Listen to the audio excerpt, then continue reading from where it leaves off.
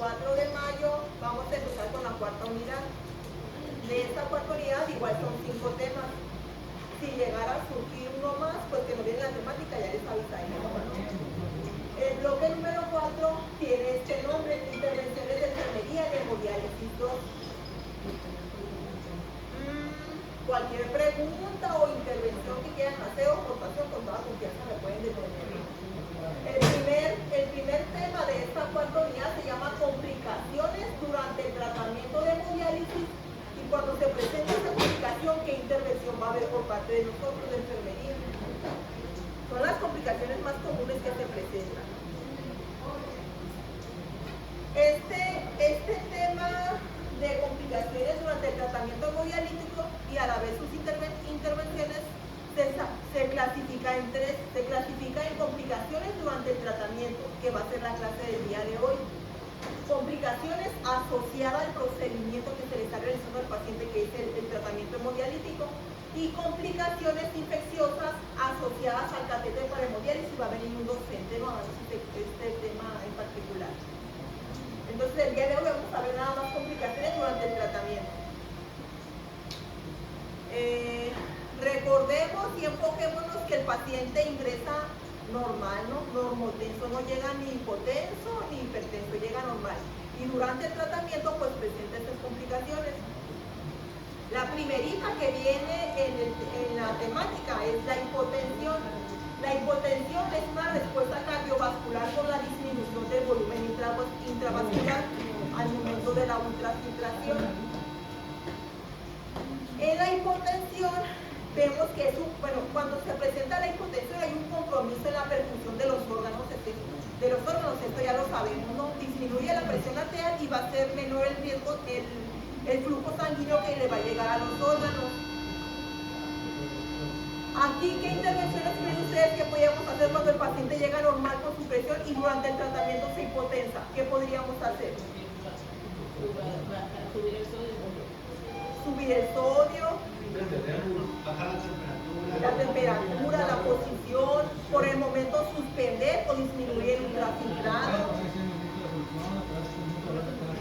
Pasar una cajita de solución, corroborar exactamente que el peso esté bien calculado. A lo mejor el paciente está perdiendo masa muscular y pensamos que es la misma cantidad de líquido que subió, y pues un mecanismo del propio cuerpo cuando estamos sacando líquido de más de la hipotensión, ¿no? Como ya lo mencionaron, principalmente vamos a valorar la sintomatología que está presentando el paciente. ¿Cuáles son los signos y los síntomas que va a presentar después de la hipotensión? Por lo general, la hipotensión nunca va aislada, pues va en conjunto con otra sintomatología. Puede haber hipotensión, náuseas, vómitos, palidez, sudoración, bostezos, ya en casos más severos, pérdida de la conciencia, y ya en casos más severos todavía, convulsiones, ¿no? Las intervenciones con esta primera complicación, pues como ustedes ya mencionaron, disminuir o detener paulatinamente el ultrafiltrado, administrar soluciones salinas, una carrita de 100 o 250 mililitros, disminuir el flujo sanguíneo. En casos más severos donde no se logra aumentar la presión arterial, interrumpir el tratamiento. Como lo mencionó Miguel, perfilar o subir el nivel de sodio. Y pues también en todo momento orientar al paciente de que su domicilio, antes de que se tome los antihipertensivos, medirse la presión arterial, ¿no?, como medida de precaución. Otra de las complicaciones también está la hipertensión. Recordemos que el paciente llega normal y durante el tratamiento se hipertensa. No sé si les ha tocado mencionar que muchos pacientes, uno cuando no los conoce, que son pacientes que tienen pocas sesiones, les pregunta: ¿y se le baja la presión? No, al contrario, durante la sesión se me sube. Fíjense, la sobrecarga de volumen hídrica y el sodio condiciona la hipertensión arterial. Otra causa por cual el paciente se puede hipertensar es un mecanismo compensatorio. Si recuerdan cómo era la técnica de conexión antes, ahorita la hacemos cerrada, y antes cómo era, abierta. Entonces, quieras o no, es un mecanismo propio del cuerpo. O sea, conectábamos la línea arterial y teníamos la línea abierta en la bolsita recolectora metálica, y empezábamos a tirar todo lo que es la solución del cebado para no meter ese volumen al paciente, pues que aproximadamente son como 200 a 300 mililitros. Un mecanismo propio del cuerpo, es un mecanismo compensatorio la disminución de ese volumen de sangre, ¿no? Y también es una respuesta, recuerdan que les había dicho esto, que hay pacientes que cuando los estamos ultrafiltrando además, un porcentaje muy disminuido se hipertensa, la mayoría responde con hipotensión, pero un porcentaje disminuido tiende a hipertensarse, que es muy poco, ¿no? Casi siempre presentan hipotensión. Es una respuesta del organismo en la ultrafiltración excesiva. Y en la hipertensión, la eliminación de hay que verificar los medicamentos que el paciente tome. Ya ven que en algunos pacientes, antes de venir a la sesión, se toman sus medicamentos. La eliminación de los medicamentos antihipertensivos, que no se están eliminando por el filtro dializante, lo que también habíamos visto en el examen pasado, en los temas de la tercera unidad. Los medicamentos o fármacos dializables. En algunos pacientes, cuando se eleva el nivel de sodio, también genera hipertensión y genera esta sintomatología, esta complicación, ¿no? En otros pacientes, cuando se disminuye la temperatura muchísimo en el líquido dializante, también genera hipertensión arterial. Las intervenciones que vamos a hacer aquí en esta complicación, ¿qué se les puede imaginar? ¿O qué es lo que hacen ustedes cuando un paciente se les hipertensa? ¿Qué otra cosa? Preguntarles los medicamentos que toman y normalmente ya se los tomó. Intervenciones, disminuir el sodio en el líquido dializante, aumentar un poco la temperatura, pero fíjense muy bien. Otra complicación viene más adelante, la hemólisis, aumentar un poco, pero no mucho la temperatura del líquido baja, porque si la aumentamos por ejemplo, arriba de 38 empieza a causar hemólisis en los glóbulos rojos, un ejemplo, ¿no? Aumentar un poco, sabemos que al aumentar la temperatura hay vasodilatación y tiende a disminuir la temperatura, igual que el sodio, ¿no? Valorar la administración de algún antihipertensivo si al paciente le hizo falta tomarlo. Y pues valorar también bien exactamente si la cantidad que le estamos ultrafiltrando es la que realmente trae el paciente. ¿Algún aporte que quieran hacer aquí? ¿No? ¿Saben qué me hizo falta decirles? Aquí, en la hipotensión se me pasó explicarles la clasificación. Clasificación de la hipotensión. Hipotensión al inicio de la hemodiálisis, por un secuestro hemático brusco, por ausencia de respuesta vascular vasoconstrictora, por pérdida brusca del volumen plasmático. Y como ya les mencionamos hace rato, la hipotensión durante la hemodiálisis, reducción del volumen sanguíneo por ultrafiltración excesiva, uso de niveles de sodio por debajo de lo normal, veíamos que más o menos lo normal es de 135 a 145 miliequivalentes. Y en algunos pacientes, ustedes ya lo saben, en algunos pacientes es poco tolerable la ingesta de alimentos, ¿no? Entonces en algunos de ellos presentan también hipotensión, además de náuseas y vómitos. Va a ser más en aquellos pacientes que son diabéticos. Otra de las complicaciones son los calambres musculares. Como definición, es la contracción dolorosa de uno o varios músculos. Aparece en la deflexión intravascular por la ultrafiltración, en los cambios de fluidos de las células musculares. Fíjense, este es otro de las complicaciones que no puede estar aislada, que se presenta junto con otra complicación. Por ejemplo, cuando hay hipotensión, sabemos que hay una defectuosa liberación del oxígeno al músculo, y eso también puede generar que se presente el calambre muscular. Otra definición de calambres musculares es una tensión involuntaria de uno o varios músculos con incapacidad para relajar ese músculo, ¿no? Aparece de forma abrupta, afectando primeramente los músculos de las extremidades, piernas y brazos, acompañado esta tensión muscular con dolor. Las causas son disminución de la concentración de sodio en sangre y líquido dializante, hipoxia tisular, que va relacionado con esto que les expliqué, la defectuosa de liberación de oxígeno cuando hay hipotensión en el paciente. Hipoxia tisular, ultrafiltración excesiva, también cuando estamos sacando líquido y demás, una manera de defenderse el cuerpo es con los calambres, ¿no? Y pues una mala valoración de lo que es el peso, ¿no? Peso seco inadecuado. ¿Qué vamos a hacer aquí en los calambres musculares, Katia? Pues para el ultrafiltrado, Ultrafiltrado, pasarle una carga de solución salina. Por lo general, fíjense, por lo general los calambres musculares aparecen al final de la sesión. Es muy raro que en cuanto comienza la sesión hemodialítica empiecen los calambres, ¿no? Su aparición se debe a la deflexión intravascular por la ultrafiltración, aunque también puede deberse a la hiponatremia, a niveles bajos de sodio, a un déficit de vitamina, que es el déficit de carnitina, a niveles bajos de magnesio en sangre, a cambios en los fluidos de las células musculares, que es lo que les mencionaba ahorita. Las intervenciones que vamos a tener aquí, pues infundir solución salina, como mencionó Katia, más o menos de 100 a 200 mililitros. Valorar exactamente si la cantidad que le estamos programando al paciente es la que subió, ¿no?, de una sesión a otra. Si el paciente nos los permite, pues realizar un masaje suave sobre el músculo y evitar en todo momento la hipotensión. ¿Alguna otra aportación ahí en esta complicación? Ya tiene indicado, Gluconato de calcio. Ajá. Gluconato de calcio, solución salina. El concentrado ácido. ¿Quiénes son los que se disminuyen los niveles de calcio?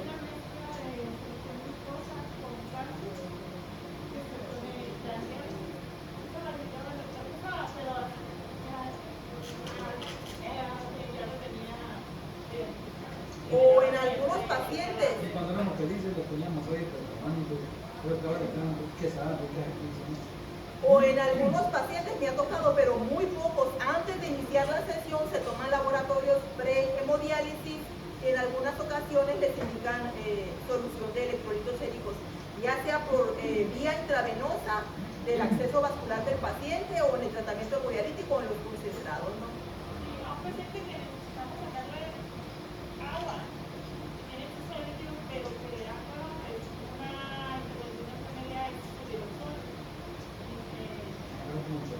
Por lo menos, porque un paciente que ya tiene que le va a acabar, que le da calambre, porque trae el coche bajo, necesita tomar el agua. Un sodio de 13 a 8 le va a dar de 14 en adelante. Es muy poca probabilidad De que vaya a presentar.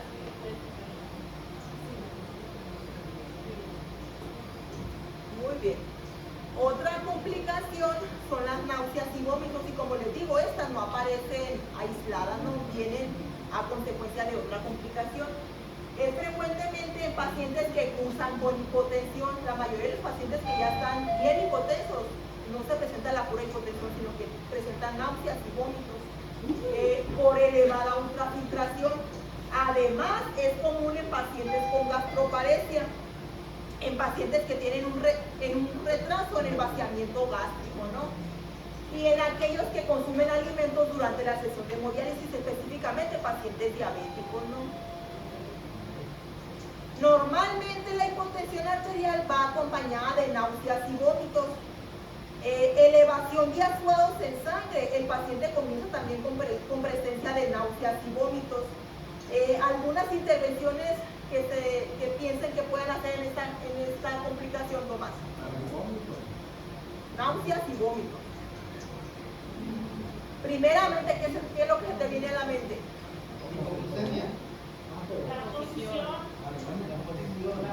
La posición en la que está, para que no vaya a broncoaspirar. Si está indicado por el médico, identificar por qué causa se está presentando esta complicación, ya sea a consecuencia de la hipotensión, a consecuencia de que ingirió algún alimento durante la sesión, a consecuencia de que el paciente es diabético y se aplicó insulina. O sea, hay que detectar la causa por qué se está presentando esta complicación. Y como bien lo mencionaron, si está indicado, pues la administración de algún antiemético, ¿no?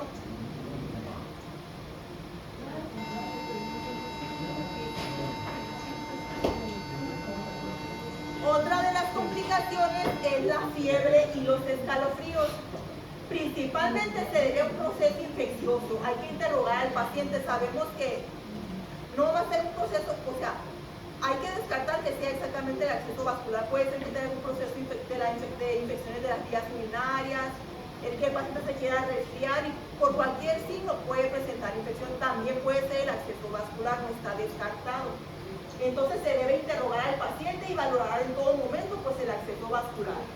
Realizar muestras de laboratorio y cultivos en busca del foco infeccioso, ¿no? La aparición de fiebre puede estar relacionada con el paso de, fíjense muy bien, ¿se acuerdan cuando antes los recipientes donde preparábamos el bicarbonato no tenía la rosca? Qué tan importante es que cuando vayamos a hacer la preparación del líquido dializante, y pues me estoy enfocando el bicarbonato, que en aquel entonces cuando no tenía la rosca que nos pusiéramos los guantes. La aparición de fiebre puede estar relacionada con el paso de pirógenos desde el líquido dializante hasta la sangre del paciente. En casos de sospecha de infección bacteriana, la bibliografía menciona que se debe iniciar antibioterapia empírica, ¿no? No utilizar de rutina la administración, fíjense bien, no utilizar de rutina la administración de paracetamol intravenoso, paracetamol tabletas, hidrocortisona, metamizol sódico, difenhidramina, que solamente ocultan el problema y lo hacen más grande. Inclusive, por ejemplo, si el foco infeccioso puede ser del acceso vascular temporal o definitivo de la fístula. En casos más graves, esto viene siendo como una bola de nieve. En casos más graves, el paciente puede hacer un shock séptico, una septicemia, una sepsis. Entonces, desde un principio, ya saben que muchas veces los pacientes, cuando el proceso infeccioso es del catéter y ya tienen múltiples esquemas con antibióticos y son resistentes, pues en algunos de ellos se niega que se les cambie el catéter más si está bien funcional, ¿no? Pero esto puede llevar hasta la muerte del paciente, ¿no? Cuando nada más se le están administrando medicamentos para controlar esa sintomatología. Las intervenciones que vamos a tener aquí en esta complicación, de preferencia, interrumpir el tratamiento hemodialítico, recolectar cultivos de secreción, si es evidente, ¿no? Cuando llega el paciente y hay salida de secreción, recolectar un cultivo de secreción en el sitio de inserción y pues a su vez hemocultivo central y periférico.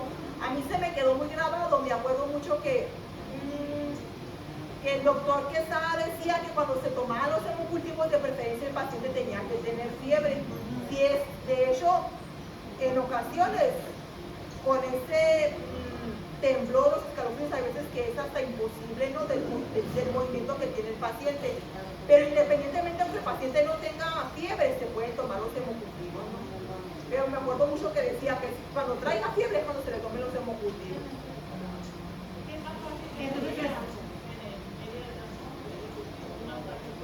Que se detecte. Otra de las complicaciones de la cefalea como concepto es un dolor bifrontal leve o frontotemporal intenso y punzante. Cuando es intenso se acompaña de náuseas y vómitos. Como les digo, no va aislada la cefalea o esa complicación. Es indicativo de mala tolerancia. Una causa puede ser que es indicativo de mala tolerancia al tratamiento hemodialítico. No me acuerdo si mencionaste tú y Miguel la paciente que nada más una paciente les tocó que hizo reacción a los componentes de la... ¿Pero qué fue lo que presentó? Y en cuanto la conectaron.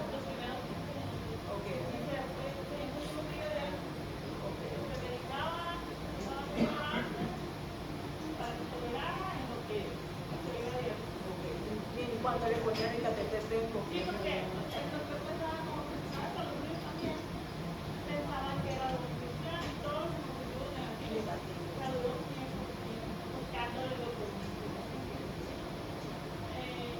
De mucho que era intolerante. Regresando a la infección, sí. Es muy importante avisarle, por favor, al médico, a la jefa, al médico, porque yo de verdad, de todo esto ya te dije, médico, pero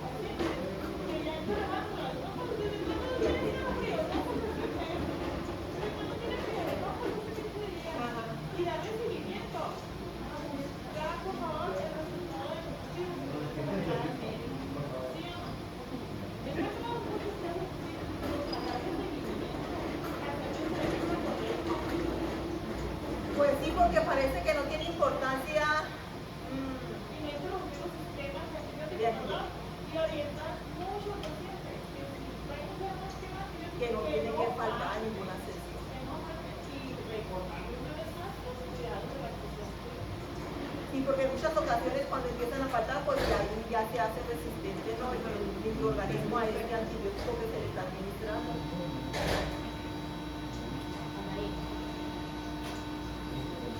Entonces, como les mencionaba anteriormente, una de las causas que se puede presentar cuando el paciente presenta cefalea es indicativo de una mala tolerancia al tratamiento hemodialítico. Otra de las causas es composición inadecuada del líquido dializante, el tipo de membrana, un elevado flujo sanguíneo. Son pocos pacientes los que mencionan cefalea cuando se maneja flujo sanguíneo alto, ¿no? La duración de la sesión, por ejemplo, hay pacientes que son de 4 horas y no lo toleran, ¿no? Que son muchas horas y empiezan también con cefalea. Síndrome de desequilibrio, hipertensión arterial, ¿no? Aquí en la cefalea hay que evaluar la presencia ya de cefaleas preexistentes en otras sesiones, ¿no? Y principalmente se asocia a hipertensión arterial, a cambios en los electrolitos bruscos, a niveles bajos de sodio en sangre, o también niveles altos, hipernatremia o hiponatremia.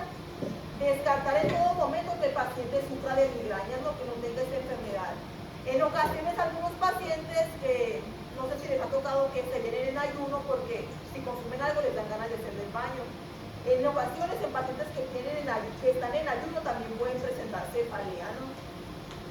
Las intervenciones van a ir encaminadas a identificar la causa porque está presentando el dolor de cabeza el paciente. Administrar analgésicos si es que están indicados y pues con previa indicación médica, ¿no? ¿Alguna aportación con eso?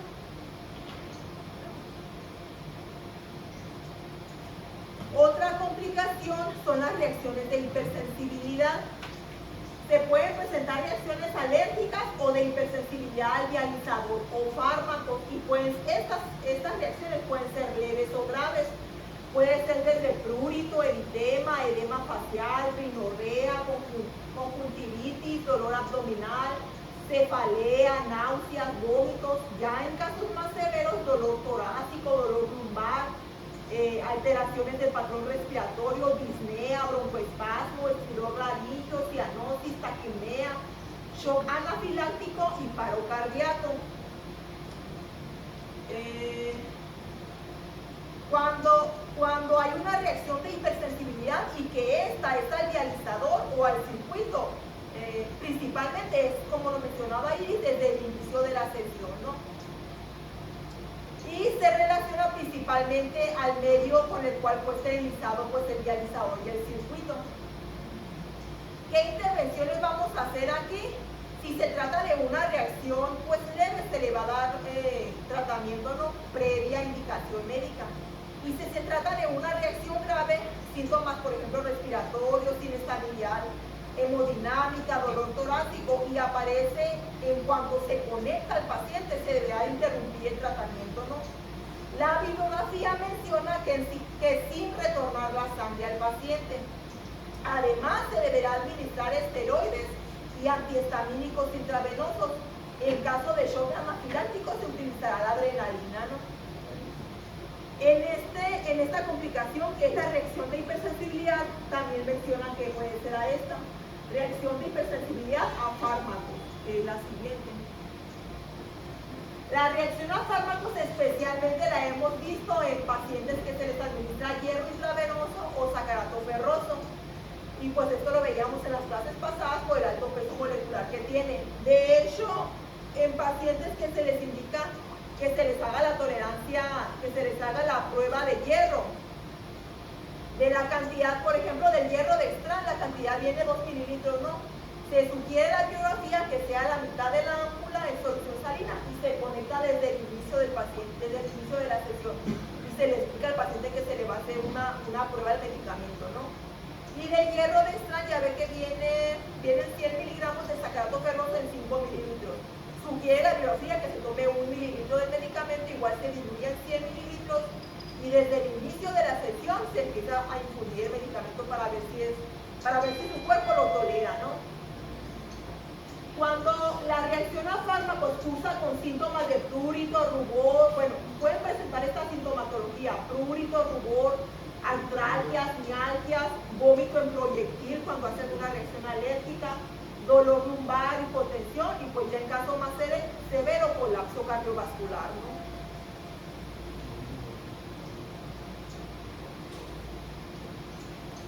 Esta es una complicación, pues la verdad a mí nunca me ha tocado verla en el tiempo que estoy aquí. Y pues qué bueno que no se presenta porque es de las más,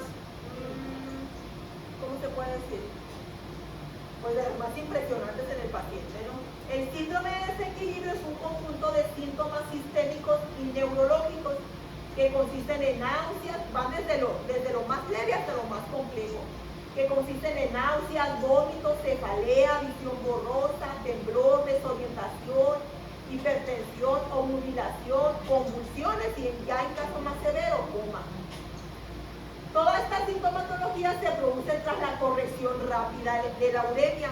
Principalmente se presenta en los pacientes que va a ser su primera o su segunda sesión. Como les digo, a mí nunca me ha tocado verlo. A mí sí. ¿Sí? ¿Y qué número de sesión era del paciente? Era la primera. La primera. Falleció. ¿Y no te acuerdas en cuánto traía la urea? La traía en altísima. El filtro tenía como unos 7 o 8 minutos. Y el filtro estaba amarillo.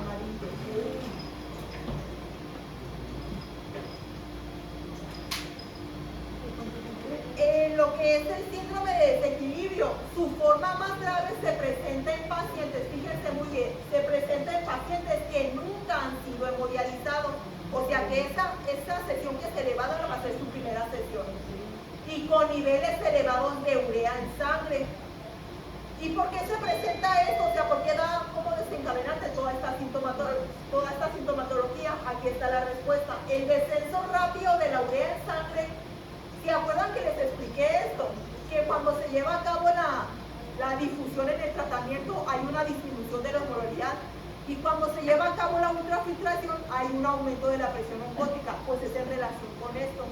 El descenso rápido de la urea en sangre genera una disminución de la osmolaridad plasmática, provocando el paso del líquido intravascular al espacio intersticial y a las células cerebrales, generando edema cerebral. Por eso va toda esta sintomatología del paciente ya en casos severos.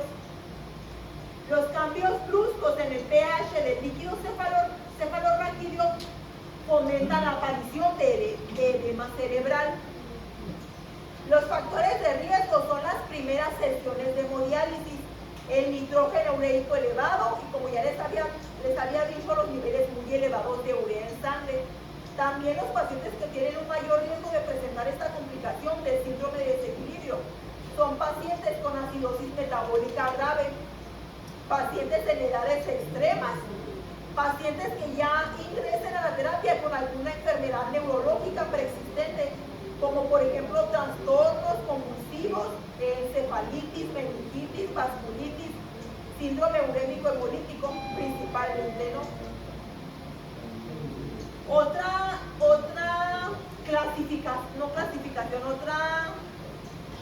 ¿cómo les puedo decir? Otra causa de por qué se presenta toda esta sintomatología, como ya les había dicho, por los cambios osmóticos inversos. La hemodiálisis elimina la urea, la reducción de urea en la sangre reduce la osmolaridad del plasma, creando un gradiente osmótico.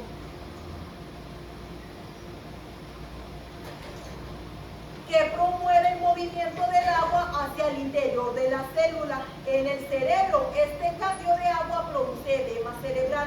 ¿Y cuáles van a ser las intervenciones con esta complicación? Pues tan compleja en el paciente. En la primera sesión, el médico indica principalmente, ustedes lo han visto, tiempos cortos de tratamiento, 2 horas, 2 horas y media. Y flujos sanguíneos bajos. Y en caso de que se presenta toda esta sintomatología donde ya el paciente hay convulsiones, donde hay pérdida de la conciencia, pues se debe interrumpir por completo el tratamiento, ¿no? Ese paciente que te tocó a ti, Miguel, ¿hace cuánto tiempo fue? Ya hace como unos 8 años. ¿A ti nunca te ha tocado, Iris? ¿A alguno de ustedes les ha tocado? A mí tampoco nunca me ha tocado. Pero es de las complicaciones más graves, ¿no?, que se pueden presentar. Esta siguiente complicación tiene una causa que la desencadena, tiene relación con la temperatura del líquido dializante. La hemólisis, fíjense muy bien, pues es la destrucción de los hematogenos de los glóbulos rojos. En cada tratamiento de hemodiálisis por el trauma mecánico de los glóbulos rojos se produce algún grado de hemólisis, pero es pequeño.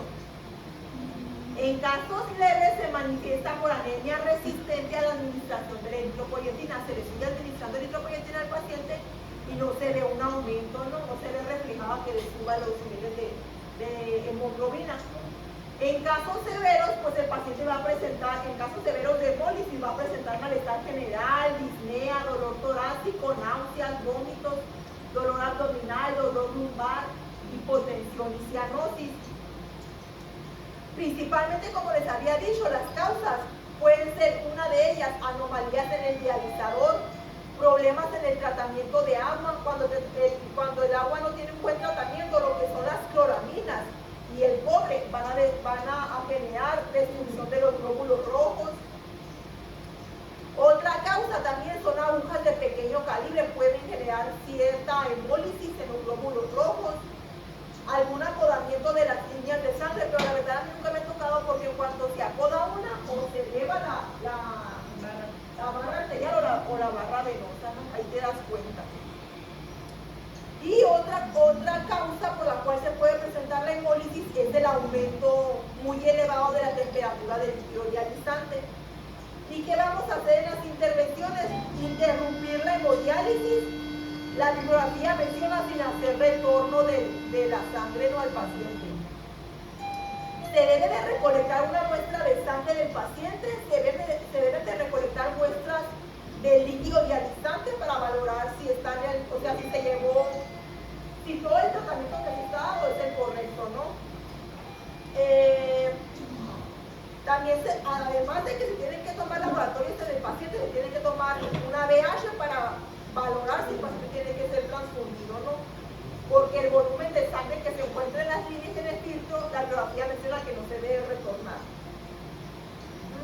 ¿Alguna pregunta con esta? A mí en caso severo no me ha tocado ver esta complicación, ¿no?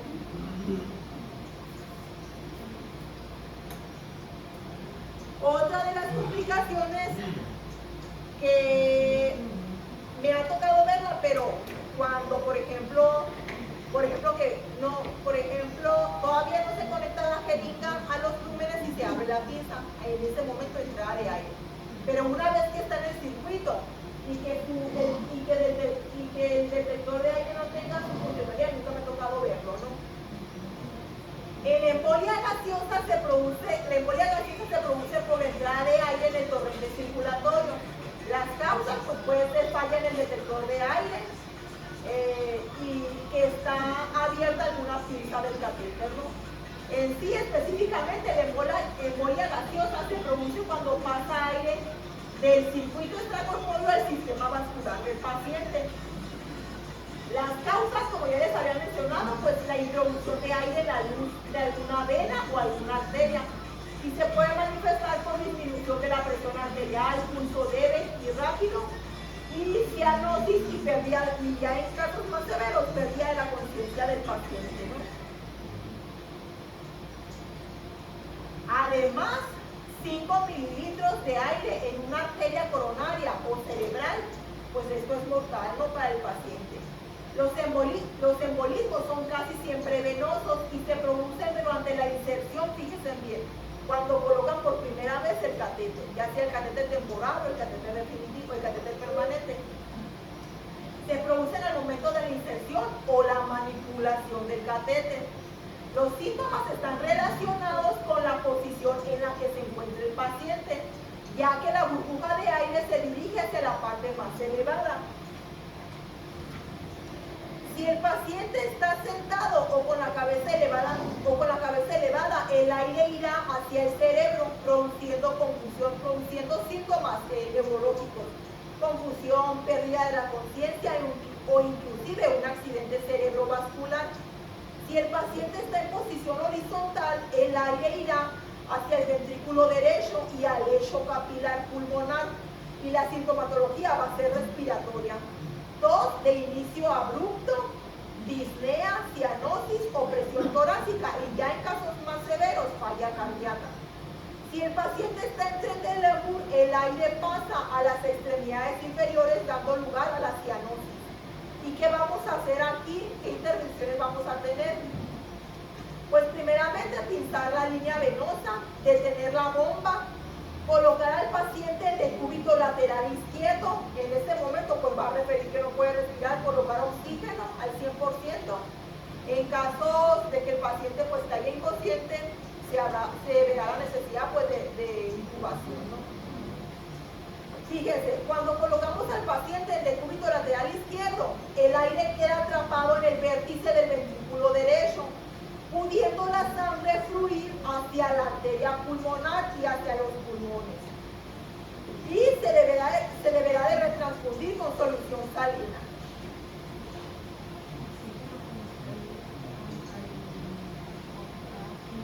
Sí. ¿A ustedes les ha tocado ver esta complicación? ¿No? A mí sí. Otra causa que es en la madera. Un plan cerrado. Un plan cerrado, pues no vamos a conectar. Que no nos observan, sino que no nos observamos la línea de la que haya quedado una colgada en el paso. No se vea lo que nos sacan. Al conectar, entonces nos observamos con nuestros computadores y queremos conectar y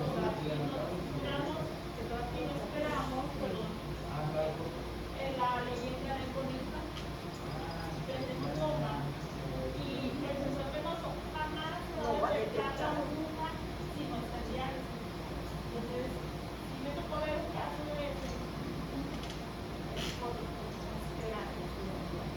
Tenemos que tener ese cuidado con la máquina también de cosas. A mí me ha tocado verlo cuando están haciendo la apuración, pues, y que vas a conectar la jeringa de 3 mililitros para extraer, o sea, todavía no se va a conectar y abrieron. Y hay que queda, o sea, se despinza la línea también. cuando llegue el tapón. No se bien colocado el tapón.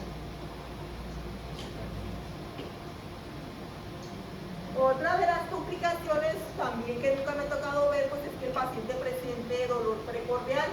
Suele aparecer al inicio de la sesión por la reducción brusca del volumen sanguíneo. Pues recordemos, como les había dicho al principio, antes la técnica de conexión pues era abierta, ahorita ya es cerrada y pues también es como barrera de seguridad para el paciente, ¿no? Suele aparecer al inicio de la sesión por la reducción brusca del volumen sanguíneo y el aumento del gasto cardíaco como mecanismo compensador. Pero también se puede presentar por la disminución de la perfusión miocárdica provocando una angina. Los pacientes con enfermedad de aterosclerosis tienen un mayor riesgo de presentar un dolor precordial o una angina inestable, ¿no? ¿Qué intervenciones vamos a tener con esta complicación, Carmelita? Cuando el paciente tiene dolor precordial. ¿Qué intervenciones vamos a tener para con el paciente cuando tiene dolor precordial? Informar al médico y tomar la presión. Identificar, primeramente, pues si es desde la causa. Sí, ajá, si aunado a esta complicación hay alguna otra alteración del estado hemodinámico del paciente, ¿no? Si está hipotenso, si está hipertenso. Intervenciones, si el dolor precordial va acompañado de hipotensión, pues preponer solución salina a una carguita de 100 o 250 mililitros. Si el dolor precordial va acompañado de hipertensión arterial, lo ideal sería administrar nitratos. Estos a su vez van a hacer vasodilatación, va a disminuir el dolor precordial y va a disminuir la presión arterial. Pues en todo momento valorar la intensidad del dolor y suspender el tratamiento hemodialítico. Si el dolor dura más de 5 minutos, pues como les había dicho, suspender el tratamiento, administrar oxígeno, realizar un electrocardiograma y recolectar muestras del laboratorio, específicamente CPK, para ver si el paciente no se está infartando, ¿no?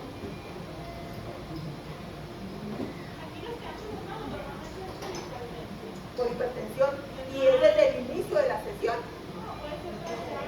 Desde el inicio, o al final. Y pues antes teníamos aquí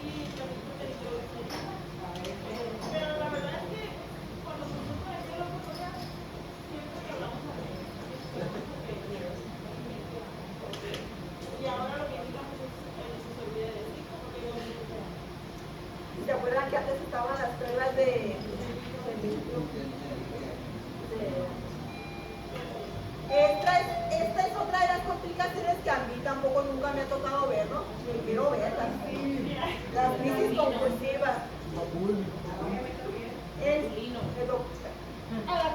No, sí me tocó.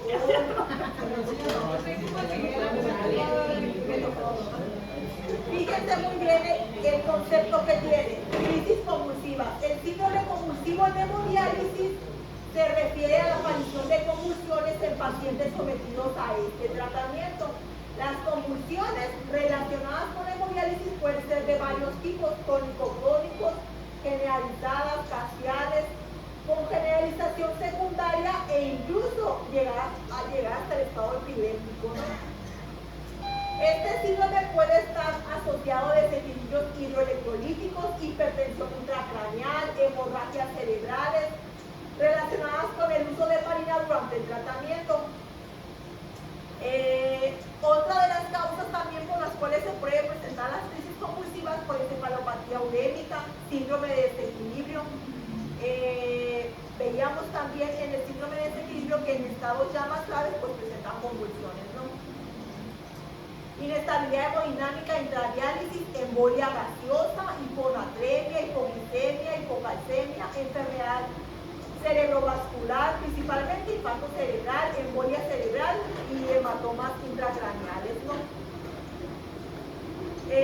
¿Cuáles van a ser las intervenciones que vamos a tener aquí con esta complicación? Pues inmediatamente suspender la hemodiálisis, administrar oxígeno, pues lo ideal, como les habíamos, bueno, como hemos visto en todas las presentaciones, pues lo ideal sería que estuviera aquí el médico y pues indicar algún anticonvulsivo, ¿no?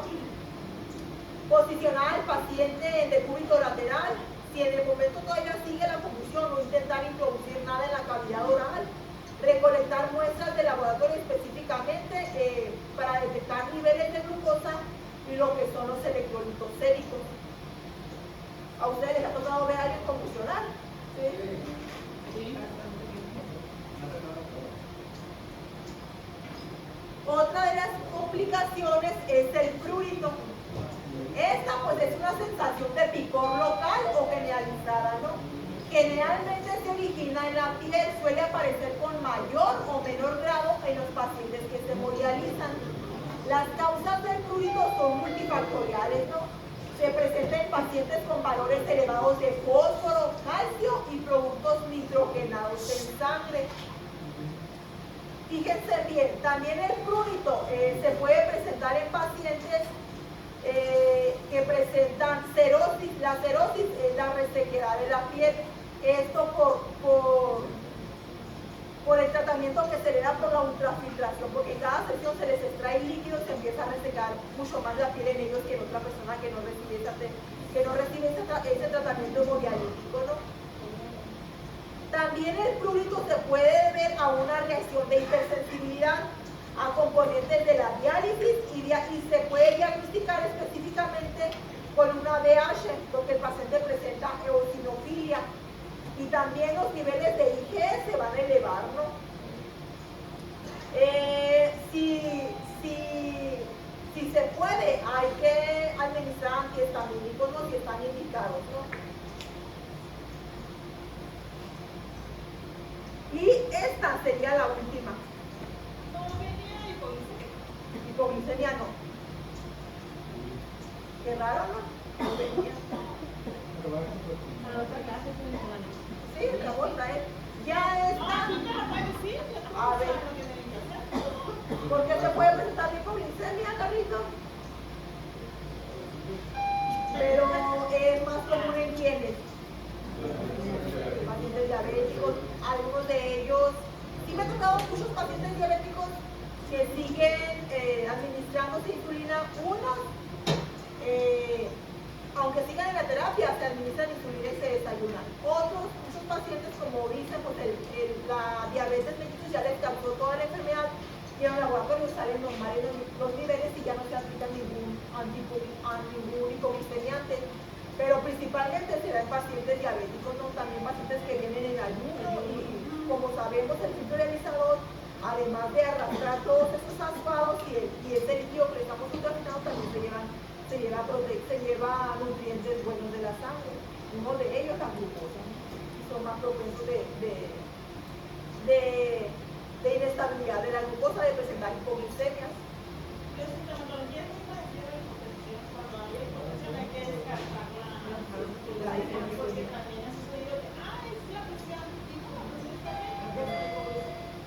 Hay veces que hay sudoración, diaforesis, piel fría, al tacto. En ocasiones el paciente empieza con bostezos. A mí me tocó un paciente de los que era diabético, se ponía sensibilidad y El señor de la torre. no, Que esto también a él se le bajaba muy seguido la no, glucosa. este muchacho Miguel se llamaba ese. Frontineo. En una ocasión También. le pasamos De glucosa. Y y se ponía insulina. se ponía insulina y lo que ya la traía en el sistema y que no depuraba la diabetes y el señor la tenía. Pero si esta vez Y es que mientras esté conectado, o sea, se la infunde, pero cierta parte también se va a estar eliminando. Por un rato se la sube, pero luego se va a volver a disminuir. Y pues estas serían todas las explicaciones de la primera parte, ¿no? Muy bien. Gracias, Muchas gracias. Muchas gracias. Fíjale ahí, Jorge. Gracias.